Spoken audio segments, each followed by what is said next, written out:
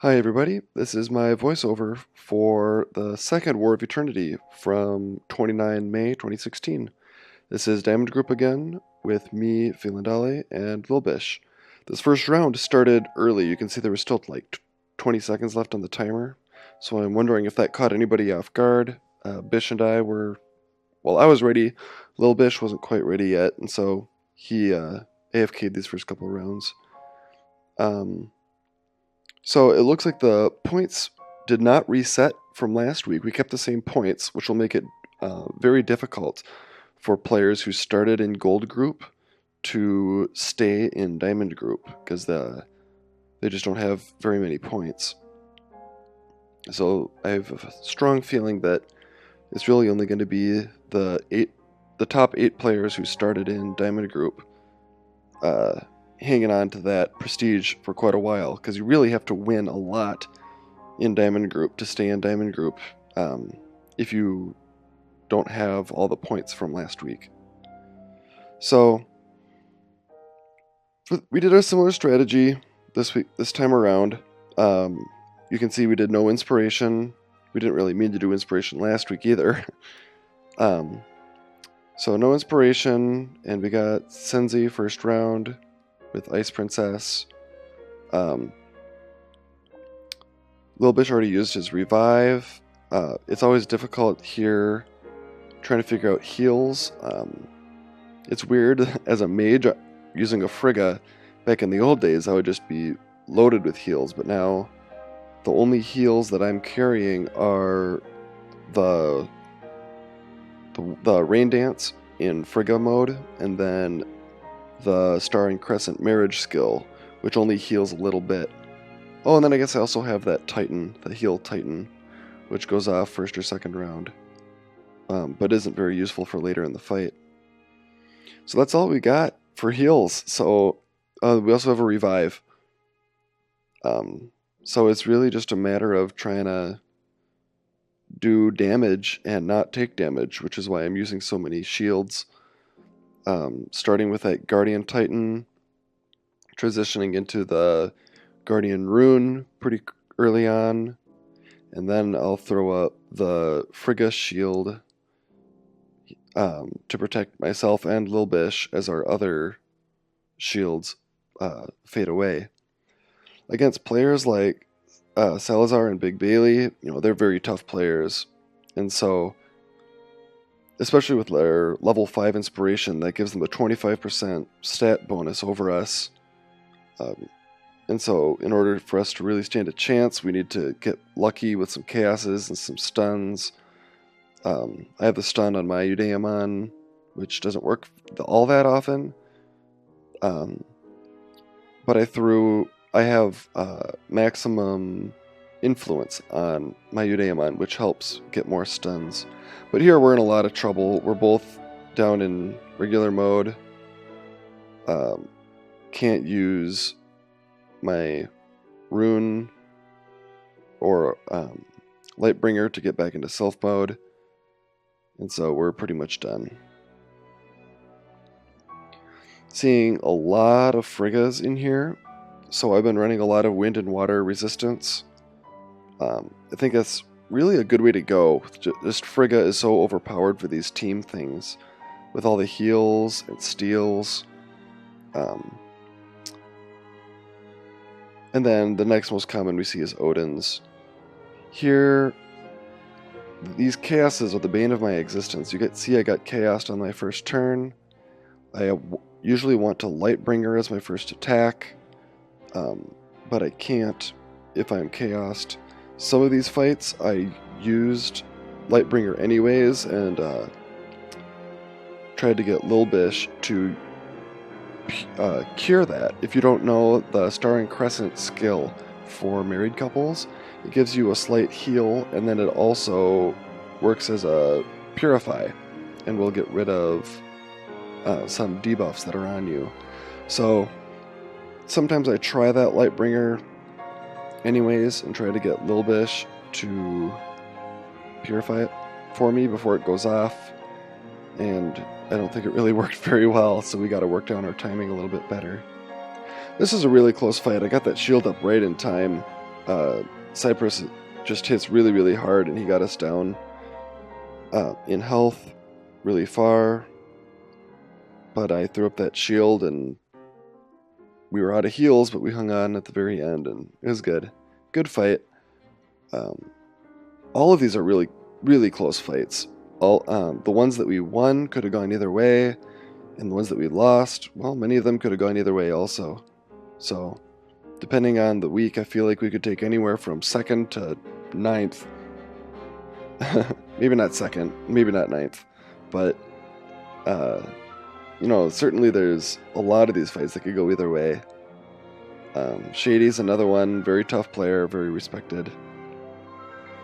Using the same Sylph setup we are, with the Thors. Did not see very many Thors, and so I didn't have any Electro or Fire resistance.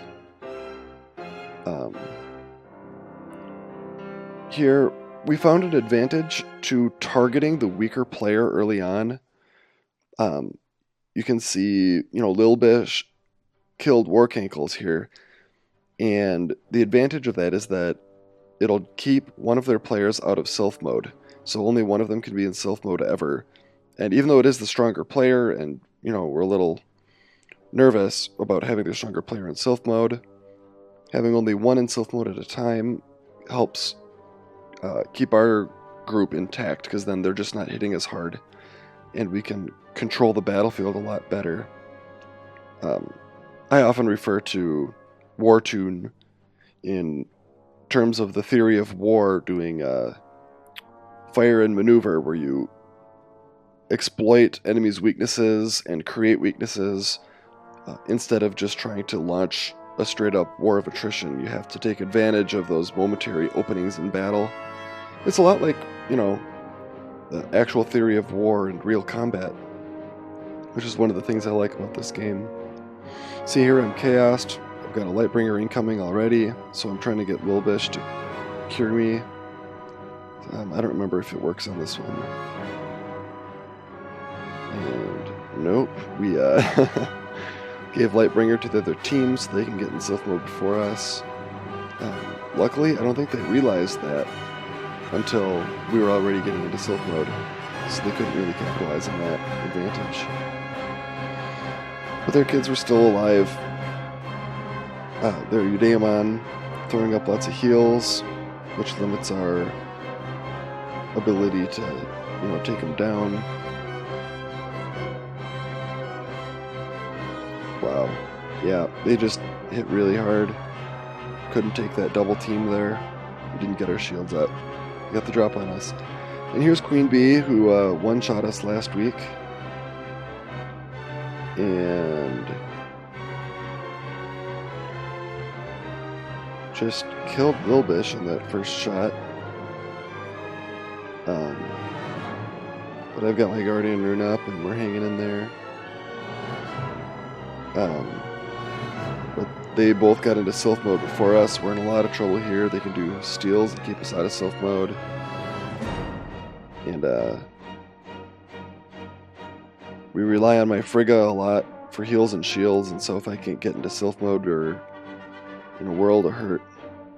And now Bish is gone, I'm by myself. I think if I'd been able to heal Bish before he died right there, it might have been a very different fight. We could have held our own a bit better, but by myself, I'm just no match. Yeah. Don't really do very well when you're not in Sylph mode against two Sylphs. Because even Guardian Runes, that'll stop 70% damage, but that 30% remaining. Wow, here's Zardoz, knocked me down to almost no health. Then I got my Guardian Rune, or my Guardian Titan, followed by my Heal Titan to hop back up some health. Some much needed health. So that first blow can often set the tone for a fight. And also here, Zardoz with level 7 Inspiration. That's the highest we've seen by quite a bit. It's really expensive for just 1 week. But also, he wasn't in Diamond Group last week, so in order for him to stay in Diamond Group, he really had to get a lot of wins this week. So I can kind of understand why he pushed for that so much. Bish and I are a pretty strong team, but Zardoz is probably the tankiest player in the game right now. And with level 7 inspiration, there's just no way that we're going to hurt him at all. Especially since we have no dimensions open this week also. I don't know what Bish had open, but personally I had nothing open at all. I'm kind of falling behind for Titan Wars this week. I'll get them done though. So, here my Lightbringer worked as normal. We can hop up into Sylph mode and get the drop on them. This is always what we try to do. Here we get the advantage of some of my passives going off and stealing their awakening points. And then I can do my actual steal and take more awakening points and just keep them in that state of limbo where they can't do any skills and they're just completely vulnerable. We really just got the jump on these guys. Took out L'Oreal early on, so now when Onslaught goes into Sylph mode, he's by himself.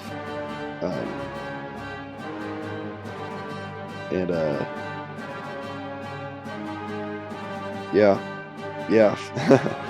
Just keeping them out of Sylph mode. They're throwing on the Guardian runes and trying to stay alive, but this fight was pretty one-sided pretty early on. And it's not that we're a lot tougher, it's just that we got lucky with some passives that procced, and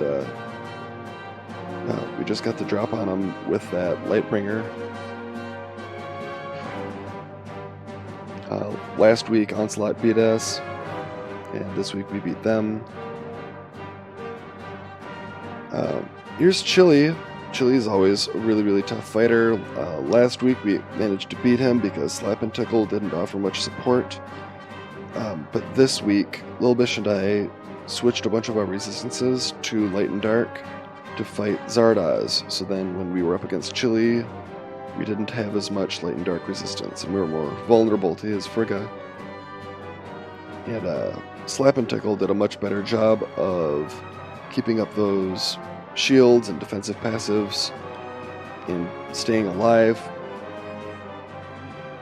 So he actually gets into Sylph mode and was able to do some real damage. Here we're trying to keep Chili out as long as we can because we know as soon as he gets in Sylph mode we're in trouble. There we go. Bish got his huge Delph on Chili, which is great. And down goes Slap and Tickle. So now they're both out of Sylph mode. We're doing really well, but we have no heals. And Chili just hits really hard. Trying to get back into Sylph mode, but my runes were recharging, and now we're in big trouble. Got no Guardian runes, got no heals, and Chili just takes us out in one shot. So that's a fight we very much could have won. But we didn't. And that was the last fight. So I hope you enjoyed. And stay tuned for more videos. Bye.